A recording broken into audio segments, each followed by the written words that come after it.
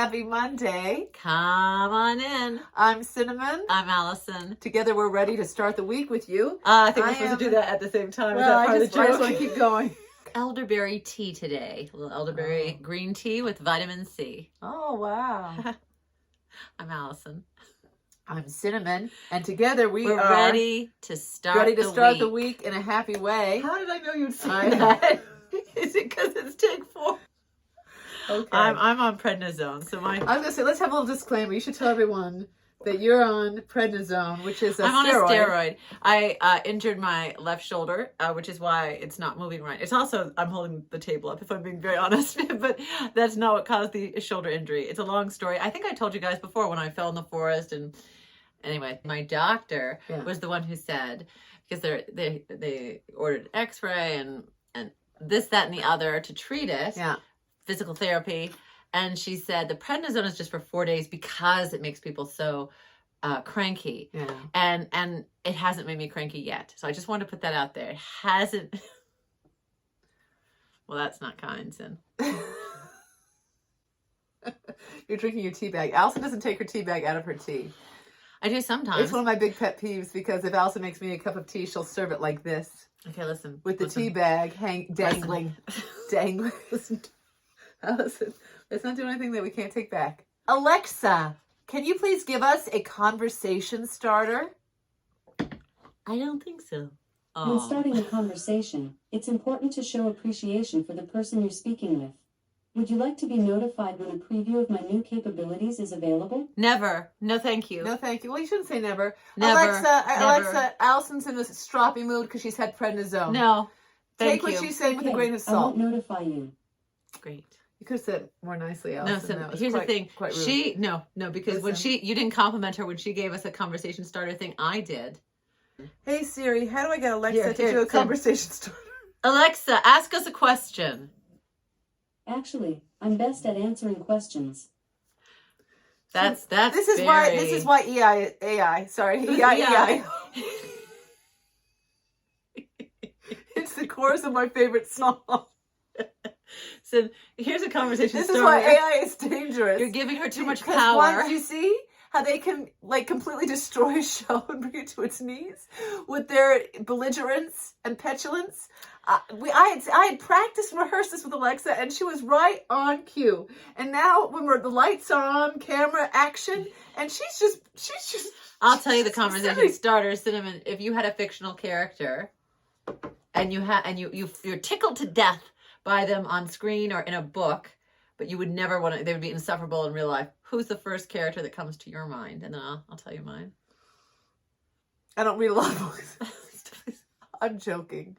I would have to say that any of the members of the Teen Killer Club are fun to read about, but you wouldn't want a teen killer, a trained killer, sitting next to you. And that's from Teen Killers Club. Shout out to Lily Sparks. Well, Lily Sparks Sandoval, but under the nom de plume of Lily Sparks. Find that trilogy, and you will not be disappointed. Miss Marple. She's fun to watch because she's always very crafty. Yeah, fun to read. She is. But I think it would be challenging to sit across from her with the clicking of her knitting needles and her shrewd eye pointed at the table behind us. I don't know if she would be very good at conversation if it didn't send her around the death down the street. Yeah, she and Poirot probably are not the best conversationalists because they're so observant. They spend a lot of time observing everything, and when you want to actually talk, like I can't hear the conversation next to the table next to us. Alexa, what is the weather today? The current weather is 66 degrees Fahrenheit with clear skies and sun. Throughout the day, you can expect more of the same, with a high of 71 degrees and a low of 40 degrees. It's been beautiful today. We went out for a sunrise hike. And it was 51 degrees. We were really enjoying this fallback time change yesterday, so we were able to...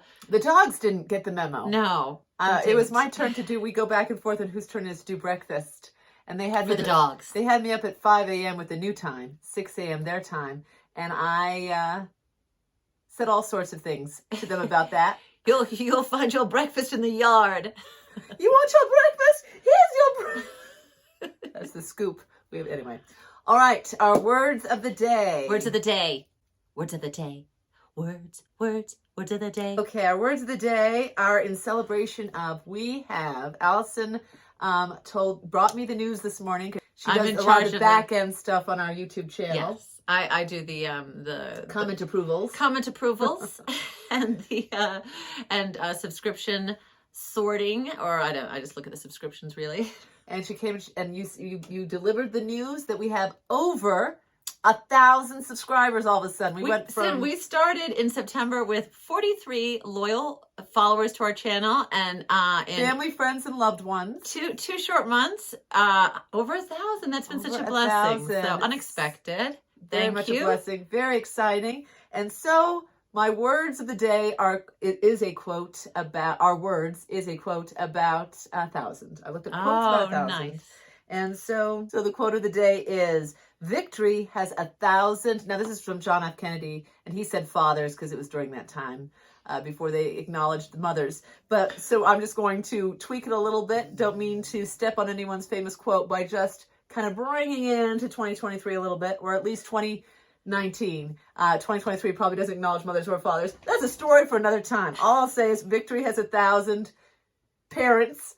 But defeat is an orphan. And the reason that resonated is I thought the victory of getting 1,000 subscribers is really reliant on just the love and sweet and kind people who subscribe. So thank you so much. So, all right. Wildlife watch. This is a hot button topic. Let's just say wildlife watch. Watch it. This one requires I saw that laptop next to you, Allison. I thought Allison's bringing out the big tools for this. Well, I want to get it right because it's a little controversial. Some pieces of it. I'll try to make this quick, but just to give you a little window into a controversy happening on our mountain right now. And actually there's a meeting today at 1:00. Is there? Yes, there is. Where is it? Well, Town Hall? It is at the Big Bear Elks Lodge on Village Drive. It's because the story is a cougar, a mountain lion, killed a donkey. Not someone's pet donkey. We have wild donkeys left over from the gold rush era when Big Bear came into being. And these are wild animals. Donkeys are prey and cougars are predators. Apex predator and food source. So the cougar, as cougars do, brought down a donkey. But the mistake, if you will, of this cougar was to do it in someone's backyard. I think under their porch area or in their backyard area. They did it in the middle of the night. Okay. But then the cougar came back at like 7 a.m. to claim to continue feeding off its carcass. And that was about the time school children were leaving houses, gathering at the school bus. And there became a concern from the person who called in that this cougar, who is so present in the neighborhood, could be a danger to the children. But we do have a law. There's a law in California because mountain lions are a protected species that you cannot just kill a mountain lion. You have to tranquilize it and remove it or reposition it elsewhere. You can only kill a mountain lion if it is acting aggressively and creating imminent danger. So that's the controversy, because when the sheriffs got this call, they did put an alert out to all the parents not to have their kids come to that bus stop that was kind of nearby. They had a system where they would escort the children to school. They had a transportation service where they would come to the homes so that the children wouldn't be gathered at this nearby school bus stop.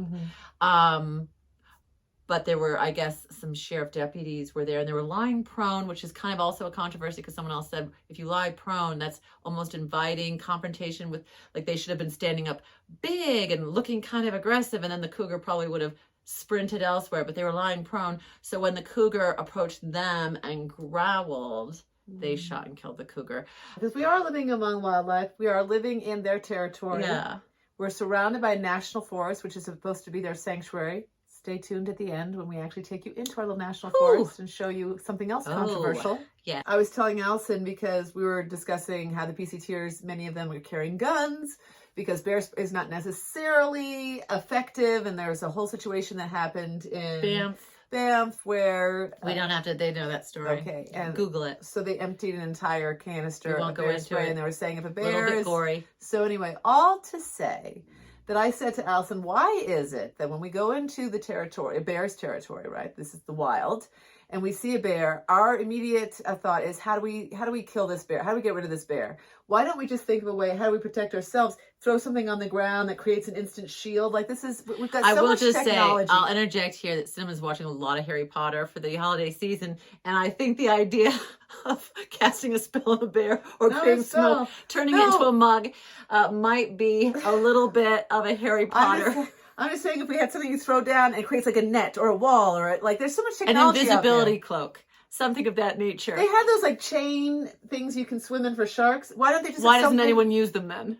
Do they have them, or do they just talk about them once as a great invention? There must be something like that we can wear or do, like make ourselves unappealing to the bear. Don't like get rid of the bear. Get rid of the temptation of us as a food source. Well, it is very heartbreaking that a cougar lost its life doing what cougars do, but perhaps the lesson here is don't do it in someone's backyard, cougar. That was unfortunate. But we're in their backyard is what my point is. Well, I think well, they're having a meeting at 1. I think you should be there. We can cover it for our next episode. All right, we've got to hurry and wrap this up. As you've heard from us numerous times, we live at the edge of 250,000 acres of national forest, and we noticed some structures emerging, cropping up in our favorite little hiking area, in a little clearing, and we were a little sus. We thought, what's this? What's happening? So today's little show and tell, show and share, however you say it, is us bringing you into the woods.